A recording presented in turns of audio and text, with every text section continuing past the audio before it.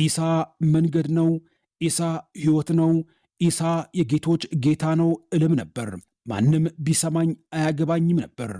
ራሱ የግብፅ ፕሬዝዳንት ቢመጣ እንኳን ምንም አይመስለኝም ነበር። ዝም ማለት አልችልም። እውነቱን አይቼዋለሁ። ሕይወትን አግኝቼው ነበር። ሐኪሞቹ ወዲያውኑ ማደንዘዣ ወጉኝ። ሰውነቴ ትንሽ ቀዝቀዝ እንዲልና ድካም እንዲሰማኝ አደረጉኝ። ልቤ ግን እጅግ በጣም በከባድ ሁኔታ እየመታ ነበር። አይኖቼ ፍጥጥ ብለዋል። ፋጢማን ዞር ብዬ ተመለከትኳት። አልጋ ላይ ቁጭ ብላ ደንግጣ ትመለከተኝ ነበር። እጅግ በጣም በፍርሃትና በድንጋጤም ታየኛለች። ይህንን አመለካከቷን አውቀዋለሁ። ታምሜ ስለነበር ሳይሆን ይልቁንስ ባወራሁት ነገር ደንግጣ ነበር የምትመለከተኝ። ኢሳ አምላኬ፣ ኢሳ በር ነው፣ ኢየሱስ አምላክ ነው በማለት የነበር በግርምትና በግራ መጋባት የምትመለከተኝ። ስለ ሃይማኖት ጉዳይ በደንብ አድርጋ ፋጢማ ታውቃለች። ምን ብዬ እንደተናገርኩም ገብቷታል። ኢሳን እንደ ነቢይ ሳይሆን ልክ እንደ አምላክ እንደጠራሁት ገብቷታል። ለእሷ ይህ ማለት ልክ አምላክ ላይ አፍን እንደ መክፈትና እንደ መሳደብ ነበር የምትመለከተው። ለእሷ ብቻ ሳይሆን ጠቅላላ እኔ በነበርኩበት አካባቢ ለነበሩ ሰዎች ይህ እንደ ስድብ ይቆጠር ነበር። ልክ እንደ ከባድ ኃጢአትም ይታያል። ወዲያውኑ የወጉኝ ማደንዘዣ እንቅልፍ እንዲወስደኝ አደረገኝ። ከዚያ በኋላ ከጥቂት ቆይታ በኋላ ነቃሁ። ዓለም ተቀይራ ነበር። የልጄ ልጅ አህመድ ልክ እንደ ሞኝ ያንን የቀረጸውን ቪዲዮ ለዓለም ሁሉ አጋራው። በጣም ደንግጦ ስለነበረ የሚያደርገውን ነገር እንኳን አህመድ አያውቅም።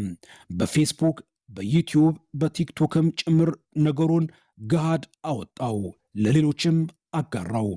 አያቴ ከኮማ ሲወጣ ያየው ራእይ ብሎ ከታች ጻፈበት።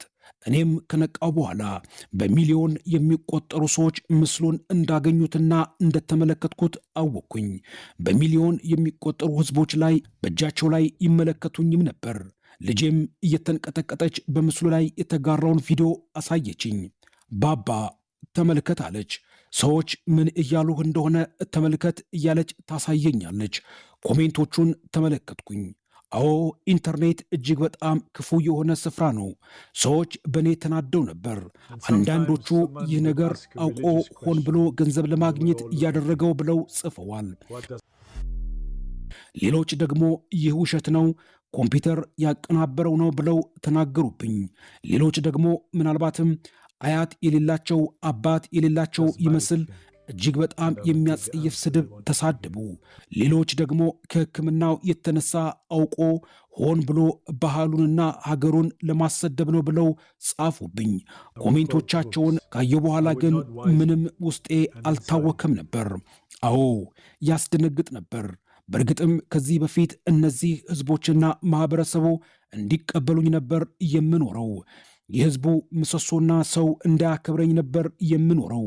አሁን ግን ያንን ሁሉ ክብሬን በአንድ ቅጽበት በተራ ቪዲዮ በሚመስል አጣሁት። ሰዎች ይሳለቁብኛል። ሰዎች ሳያውቁኝ ማንነቴን፣ ምንነቴን ሳይለዩም እጅግ በጣም ይጠሉኝ ነበር።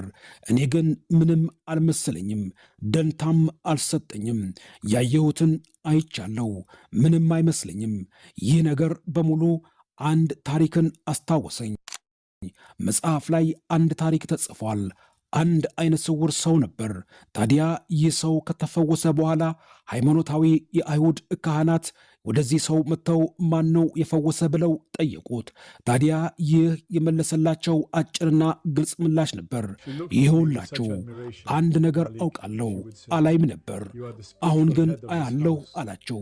ይህ ሰው እኔ ነበርኩኝ። ልክ እንደዚህ ሰው እውር ሆኜ ለብዙ ዓመታት ነው ያለሁት። አሁን ግን ማየት ችያለሁ። ከዛ ከሆስፒታሉ በኋላ የነበሩት ጥቂት ሳምንታቶች እጅግ በጣም ከባድ ነበሩ። ከሆስፒታል ወደ ቤቴ ከተመለስኩኝ በኋላ አየሩም ትንሽ ከብዶኝ ነበር። የገዛ ባለቤቴ ያቺ የምትወደኝና የምታበረታታኝ ፋጢማ ከዳችኝ። አይኖቼን እንኳን ማየት አልፈለገችም። ምናልባት ሻይ ልታቀርብልኝ፣ የምበላውን ልታዘጋጅልኝ ትችላለች። ነገር ግን አይኖቼን አትመለከትም። ልቧ እጅግ በጣም ተሰብሮ ነበር።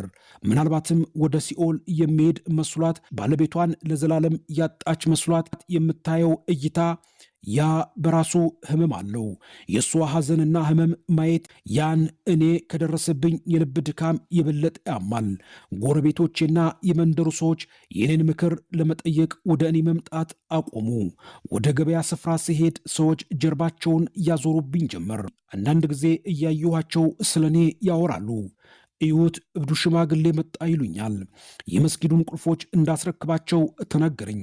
ሲቀበሉኝ ግን ምናልባት በአየር ላይ ስለተሰራጨው ቪዲዮ ነው ብለው ሳይሆን ማሊክ አንተ አሁን በጣም ታማሃል፣ እረፍት ያስፈልግሃል። በእንደዚህ አይነት ምክንያት ነበር የተቀበሉኝ። ነገር ግን እውነታው እጅግ በጣም ግልጽ ነው። ቁልፉንም ሰጠኋቸው። ለ40 ዓመታት ተሸክሜው የነበረውን ቁልፍ አስረከብኩኝ። ነገር ግን ካስረከብኩኝ በኋላ በሐዘን ፋንታ ደስታ ተሰማኝ። ታዲያ የተረከበኝም ሰው ቁጭ አድርጎ ያወራኝ ነበር። ወደ ኋላ ሊመልሰኝ ፈልጎም ያወራኛል። ማሊክ ስለታመምክና ትንሽ ጭንቅላት ላይ ችግር ስላለ ነው ያንን የተናገርከው። ያወራሃቸውን ነገሮች በሙሉ የተመለከትከው በህልምህ ነው እንጂ በእውን አይደለም። መመለስ አለብህ። ለአንድ ተልካሻና የውሸት ነገር ብለህ ሕይወትህን፣ ሃይማኖትህን እንዳታጣ ብሎ መከረኝ። እኔም ቁልፉን ሰጠሁት። ብዙ ዓመታት ትከሻ ለትከሻ ሆነን አብረን ጸልየን ሶላትን አድርገን ነበር። ዑመር ይህ ህልም ቢሆን ኖሮ ለምንድነው የተቀየርኩኝ ያክል የሚሰማኝ? ይህን ስናገረው ግራ ገባውና ምን ማለት ነው ብሎ ጠየቀኝ። እኔ መለስኩለት፣ ሕይወቴ በሙሉ ሊበለሻሽ ትንሽ ነው የቀረው። ያ ሁሉ ክብርና ያ ሁሉ ዝና፣ ያ ሁሉ ሰው የመጣ ምክር ይጠይቀኝ ነበር። አሁን የለም። ነገር ግን ከየትኛውም ጊዜ በላይ ውስጤ ሰላም አለ አልኩት። እንዴት ያ ሁሉ ነገር ያለ ምክንያት ይሆናል? ከዚህ በኋላ ድጋሜ በድፍረት አንድ ጥቅስ ነገርኩት። ሰው በልቡ አምኖ ይጸድቃል፣ በአፉ መስክሮም ይድናል ብዬ ነገርኩት። ምን እንደሆነ ሳይገባኝ ነው እንደ ፏፏቴ ነው እየተናገርኩ የነበረው። አየህ ዑመር፣ ነገሩን ፏፏቴውም መልሼ ወደ ላይ ወጥቼ ማፍሰስ አልችልም። ይህንን ሲሰማ ልቡ እንደተሰበረ ከእይታው ያስታውቅ ነበር። እያዘነም ሄደ። ተመልሶም አልመጣም። ባለቤቴ ምንም ያክል እንኳን ብታዝንብኝ ከቀድሞ የበለጠ እወዳት ነበር። ከዚህ ቀደም ከራሴ በላይ ነበር የምወዳት። አሁን ግን በሙሉ ልቤ እወዳት አለው። ድሮ የነበረኝ መራራነትና ቁጣ ሙሉ በሙሉ ጠፋ። ያን ቪዲዮ ያጋራው የልጅ ልጄ መጽሐፍ ቅዱስን ቁጭ ብዬ ሳነብ ሲመለከተኝ ይገረም ነበር። ጥያቄዎችንም ይጠይቃል። አሁን ላይ ድሮ በማህበረሰብ ዘንድ የነበረኝ ክብርና ዝና የለም። ማንም ሰው እንደ ድሮ ምክርም ፍለጋ ወደ እኔ አይመጣም። አሁን ብርሃን አይቻለሁ። ወደ ጨለማ አልመለስም። አሁን ላይ ልክ እንደነበርኩ በጭንብል ውስጥ ከሆናችሁና ሰዎች የልባችሁን የማያውቁ ከሆነ እናንተን በማስመሰልና በጨለማ ውስጥ መኖር ከሰለቻችሁ የማትገቡበትን ደጅ ቁልፍ ይዛችሁ ከረማችሁ። አንድ ነገር ለእናንተ ልነግራችሁ እፈልጋለሁ። እሱ ኢየሱስ እውነት ነው። ዝም ብሎ ታሪክ አይደለም። ለአፋችን የምንለው ከታሪክ ስለሰማነው የምናወራውም ጉዳይ አይደለም። እሱ ያለ የሚኖር ሕያው አምላክ ነው። ኮማ ውስጥ ተኝቼ በችግር ውስጥ በነበርኩበት ሰዓት በባዶ ተገናኘቸውም እኔ ይቅር ልባል የማልገባውን ይቅር አለኝ። እንደኔ አስመሳይና ግብዝ የሆነ ሽማግሌን ይቅር ማለት ከቻለ ማንንም ይቅር ማለት ይችላል። እናንተን ይቅር ይላችኋል። ወደዚህ እንጀራ ወደ ሆነው ኢየሱስ ክርስቶስ ኑ።